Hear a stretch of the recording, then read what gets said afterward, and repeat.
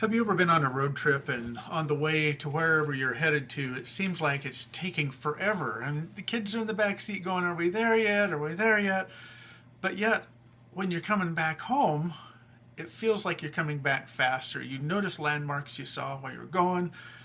This is actually a psychological phenomenon known as the return trip effect. And we're going to talk about that today in the Des Moines real estate and how it affects our market right now. So let's get the show started.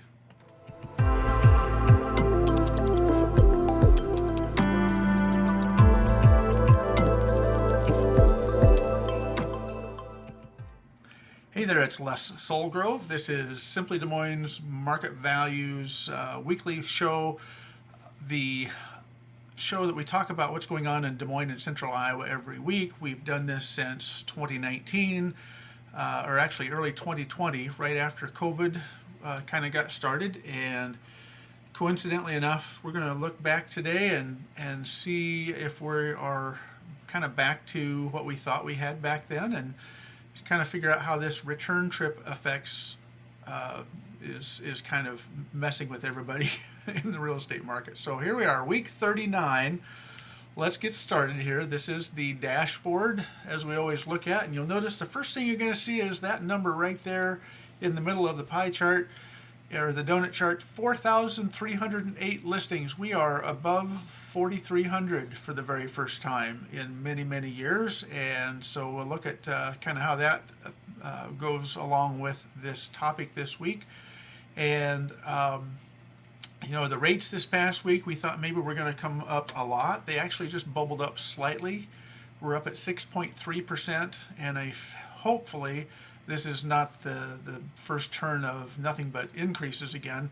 Honestly, I believe we're going to see these rates continue to go down. We talked last week with Chuck Simmons from Auto Mortgage, and we talked with him about how his prediction is that we'll be under 6% by the end of the year, and I really think we're probably on track to do that. So thanks again for everybody that subscribes to the channel. We're up 4 new subscribers this week on my quest to hit 1,000 subscribers. So if you can help me out and hit that subscribe button, you'll get the weekly show as it's dropped out here onto YouTube, as opposed to having to wait for it on the social media channels. So you'll get it ahead of everybody else. So, all right, well, let's go into the show. The idea here behind this week's show is it's called the return trip effect. And as you'll see here, what I'm going to do is I'm going to overlay the 2019 market data on a weekly basis over the top of our current year-to-date and our year-over-year. So just to set the stage here, the green columns here is our number of homes for sale, the total count of homes for sale. And this last column here is the one that represents that 4,308 homes on the marketplace. And the little black dashes on every one of these going forward indicates where last year's inventory was. So we're ahead of last year's inventory, and we have been since we came out of the gate here the first of the year. So last year we bubbled right up close to 4,000 homes for sale and never hit it. So it's a good sign that we're at 4,300. Boy, it'd be great. It'd just be fantastic if we'd hit 4,400 or even 4,500, but we'll see what happens there. It certainly is possible in the realm of things to happen, and it just depends on kind of what's going on in the market here as we move forward. So the way this is going to work is you're going to see this graphic, but we're also going to then overlay the 2019 data. So this is kind of that return trip effect here. We're starting to feel like there's some familiarity in the marketplace if you've been in the market or in the business since prior to 2020. If you're a newer agent and you didn't get your license until right as COVID hit or in early 2020, then this is still going to feel kind of new to you, and those of us that have been around for at least 5 years or more now is going to really kind of start to see some return. And what's kind of interesting here is you can see that we've outpaced from about spring market on, we've outpaced new listings compared to 2019, but we're almost right back to where we were last year, or I'm sorry, back in 2019. And if we continue on this same path, we could see maybe 2 or 3 more weeks of inventory rising before we typically start to see the sales, number of homes for sale kind of drop off a little bit as we get toward the end of the year. My thought is if interest rates continue to come down a little bit, that's going to spur some new listing activity, And if the listings are not purchased up quick enough, then we will see inventory grow. So it's very possible we could have a surge of inventory but not see the inventory grow, because we'll see plenty of those homes going under contract. But if they aren't going under contract at the pace that will replace the ones that are on the market, then we will not, if that happens, we won't see inventory rise. But you'll see here in a little bit, I've got a couple graphics that show that the chances are pretty good. We're still going to see inventory rise regardless. So looking at the sale pendings, again, this is year over year, and this is the last one I'll have the little preview on. We're going to actually just take a look at the three different time periods moving forward here. Actually, I think the next slide has this kind of delay as well. But let's just take a look at the pending sales. We're very, very close to where we were last year. We've fallen behind the last couple of weeks, but the number of homes under contract from about June on has been right out of 2024's numbers. But if we look at the number of homes under contract in 2019, we actually had either a little bit slower closing process, but we also had more homes under contract, and that kind of set us up well moving into COVID. But what you're starting to see here is maybe that we could start to see a little narrowing of that. There from about June on, we were, below last year's sale or 2019 sale pending counts, but we're kind of getting close again now as we get close to that beginning of fourth quarter. And technically, this is technically the beginning of the fourth quarter, or the end of third quarter here. We've got all of the last 3 months coming up here, and this is typically our slow time of year. So are we going to outpace 2019? That would be good if we did, because then that would also show that we have a little bit more activity than what we have seen in previous years. As far as year-to-date closed sales, now this one does have the 2019 graph laid across it. And I don't show this graphic very much anymore because I use the one that shows us ahead or behind the previous years. But what I did want to show you is, looking at this graphic here, you can see that we're pretty much right on track with 2019 with closings. We're just slightly behind here in week 38 and 39, but that came from I think a little bit of a slow August account. So as we move into September, closings, sales that close from September into October, I think we'll pick that right back up. But what's interesting here, and I had to really kind of dissect this out here. So the red column, we're currently setting at 10,287, like we show over here. That's 468 sales ahead of last year, which was 9819. But we're very, very close to where we were in 2019. And this will play a big role in how I'm going to be able to predict where we're going to end the year, because we ended the year in 2019 above 14,000, just barely above. We ended at 14,089 at the end of December 2019. And so if all things continue and we do have that little bit of a surge, I'm starting to feel very confident that we will push through 14,000 closed sales this year, which was, it's going to be close to 1,000 more than what we had last year, because we just barely hit 13,000. So the outlook is probably good for the end of the year as far as closed sales go. It's just the pace of sales and the factors that are going to kind of be watching here.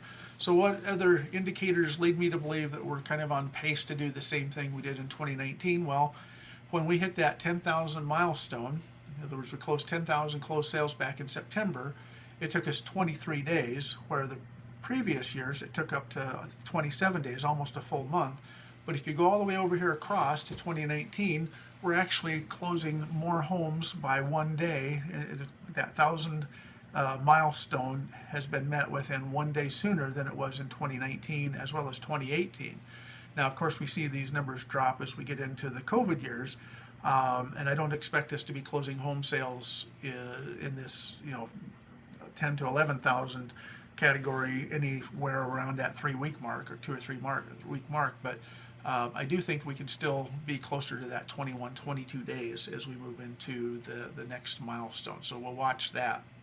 As far as days on market goes, this is one that, if you remember, the sale pendings were a little bit behind.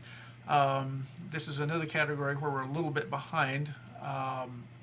And in this particular case, when the graphic or the bar is higher, that means it's taking longer to close. So we are actually pretty much most of the year from the April or March market on, we have actually been behind last year. In fact, we started off the year at much slower than we did.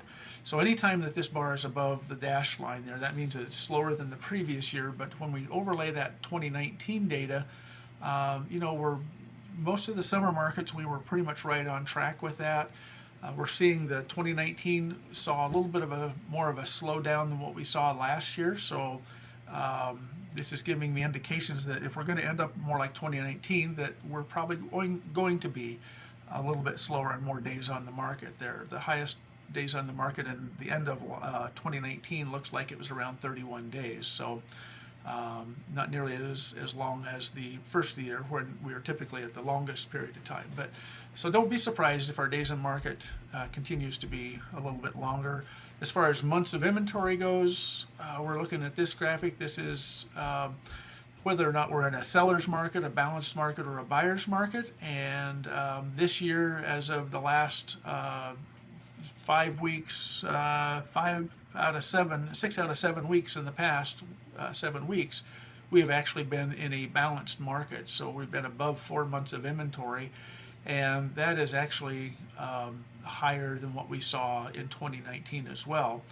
We typically don't see, at least in the last couple of years, didn't see us getting into a buyer's market until we got near that late November period, and then that month of December it surged up according to 2019. But I think we're going to continue to see this stay in that 4 to 5 months inventory now from this point to the end of the year. So again, we have more inventory, which makes sense why and if it's taking longer to sell, then it's just basically that just means we're the slower months of inventory, or the higher this number goes, pushes more into a balanced market. And that's not a bad thing. That really gives home buyers an equal amount of time to find a home that a seller is expecting it to sell in, and both parties in a balanced market kind of tend to benefit. Now, if we were to jump up into a buyer's market rather dramatically at that point in time, then we would probably see quite a few more price reductions, just because we would have more sellers out there competing for fewer buyers, and so we don't anticipate seeing that as we move into the end of the year.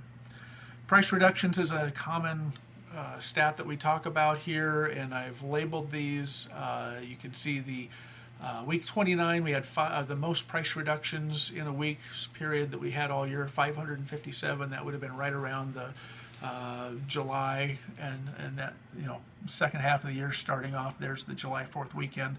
The previous year, the highest we ever hit was 487. But if we look back to 2019, this is really not that far out of the categories. I mean, it's not exactly the same, but it's kind of following along that same line. Now, no doubt there's been fewer price reductions prior in 2019, but this last 2 or 3 weeks we've actually seen the number of price reductions come down. In fact, this past week we were just at a little over 400 homes went under price reduction status. So home sellers are feeling a little bit more confident in their pricing, I think, or they're just finally now pricing homes a little bit closer to where they're likely to sell here. So one of the last graphics we'll look at here is the 30-year fixed rate mortgage. Again, like I said last week, the 30-year national average dropped down to 6.3%. We were at 6.08% a year ago, so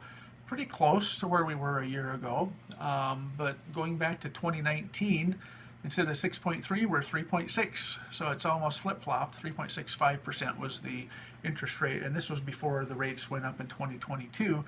The chances of us getting back down to this low rate is probably not at least in my lifetime at this point moving forward.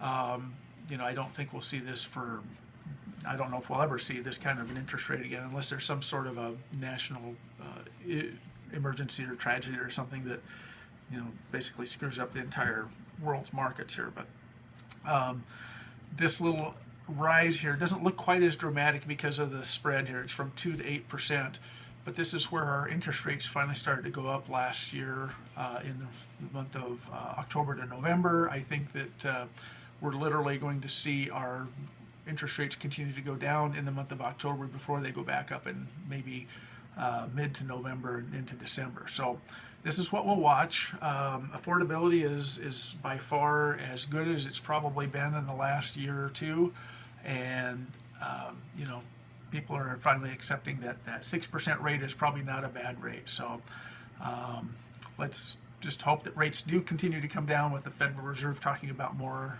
Fed rate drops before the end of the year, and a couple more in the first of 2026. So, all right, well, that is the show. Next week will be the end of September report, but it'll also be the end of the quarter report. So depending on how much I have to talk about, we'll either break the end of month report up and then do the end of quarter the following week, or if we can just do them both together, we'll try to get them both in, because with this end of the month coming just a couple of days after today, if we don't do the end of quarter till the middle of October, it's going to feel like it's a little bit far behind. So I'm going to do my best to bring you both show stats, both end of month and end of quarter, next week, and then we will start into the prediction runs as we move toward the end of the year. So, all right, gang, that's the show. Thank you again for subscribing. Thanks for watching. Please tell all your friends out there to go to DesMoinesMarketValues.com. That's where you can see all the previous videos, all the way back to 2020, early 2020. You can see graphics going farther back than that, and so if you want to see any of the graphics from today's show, you can get them there as well. So, all right, gang, talk to you later. Be safe out there, and we'll see you all again next weekend.